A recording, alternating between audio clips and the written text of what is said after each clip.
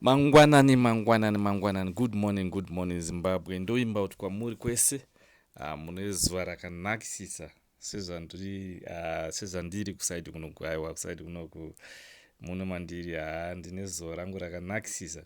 Ndoimba kuti mimi muwe nezuva rakanakisa. Ndine nyaya ndoda kuti titaure Zimbabwe iri munhau muzuva ranhasi.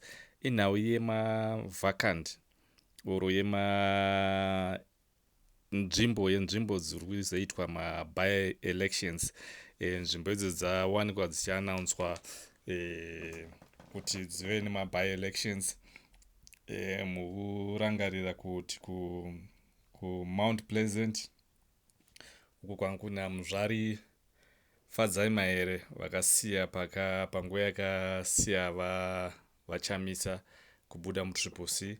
Vafadzai Mahere vakabva vasiya also kuti havachazi member triple C, vasiya also kubva kubuda muparliament. So imwe vacant iyo inenge ine by election. Kozoita yeHarare East munorangarira also vaMarkham Rust vakasiya also ikoko kuHarare East vachiti hazvigoni kuti varamba vachienderera mberi netriple C sezvo iyo ranga riri bato ranga rapindwa nevavengi ranga raakushanda neZANU-PF. Ndobva vasiya bato iri mazuva akaresigna vachamisa. So nzvimbo mbiri dzeHarare East and Mount Pleasant dzinenge dzine maby elections. Dzinenge dzine maby elections musi wa27 April. Musi wa27 April dzinenge dzine maby elections. So chikuru chatiri kuda kuti vanhu muonesane or tione kuti zvinenge zvakamira sei.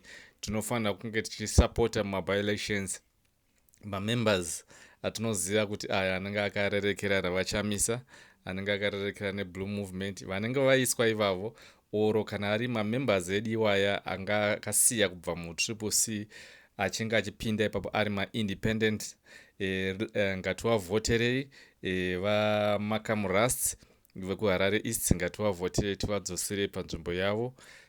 Vafadzai Mahere veMount Pleasant ndativadzoserei vadzokere muparliament zvakare. Vachapinda vari maindependent. Even nyangwe iva mamembers akasapinda ari maindependents, kana kuchizenge kwadomwa vamwe vachinzi vapinde vari maindependents, vamunongoziva vanenge vakarerekera vanenge vachifambidzana neblue movement, iyo ichazenge rabato richazenge richitungamirirwa navachamisa, ivavo ndo vatinofamba navo. Ngatifambei nevanhu, tinoda kuita change yese. Tinoziva kuti vari muparliament iko zvino vari kungozi ndevetriple C tiri kuziva kuti aiwa mamember wese tiri pamwe chete. Vamwe vedu vari muparliament ivavo vetriple C tinoziva tinoita mameetings akasiyana siyana, tiri mumagroups akasiyana siyana, saka tinoziva kuti mamembers edu vari muparliament imomo.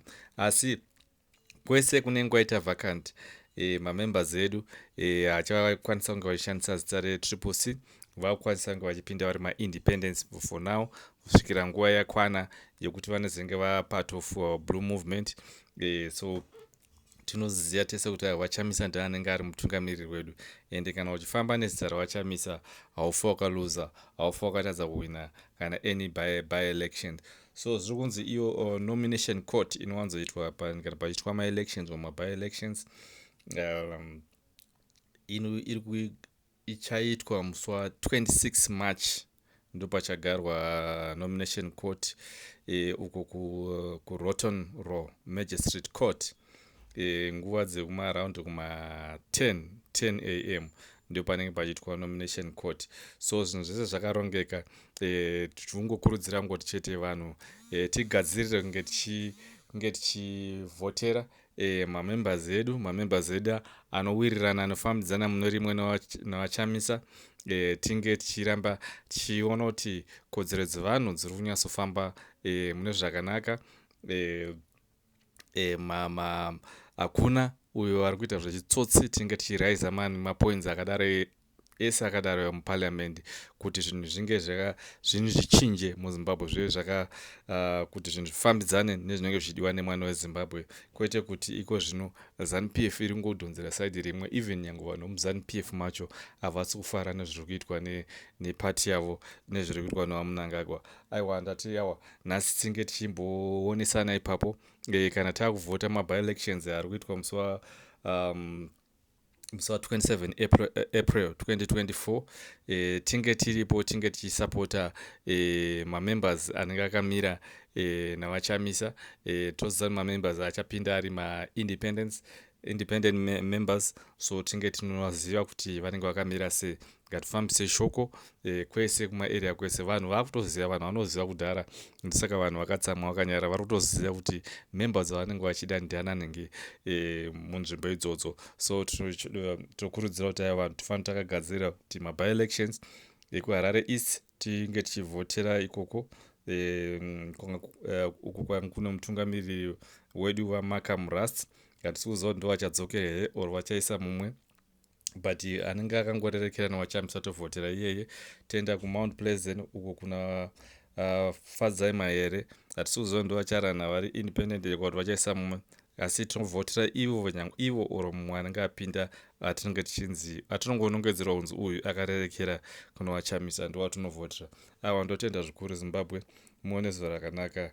Ndikurudzira kuti vasati vasubscribe vange vachisubscribe and vachishare also mavideo nemaaudio edu, kuitira kuti mashoko atinenge tichitaura para mashoko echokwadi atinowana nzvimbo dzakasiyana siyana munge muchiwaziva kuti anowanika kupi, and muchinge muchinzwa news dzinenge dzichinyatsobatsira kuti awa muzive zviri kuitika munyika.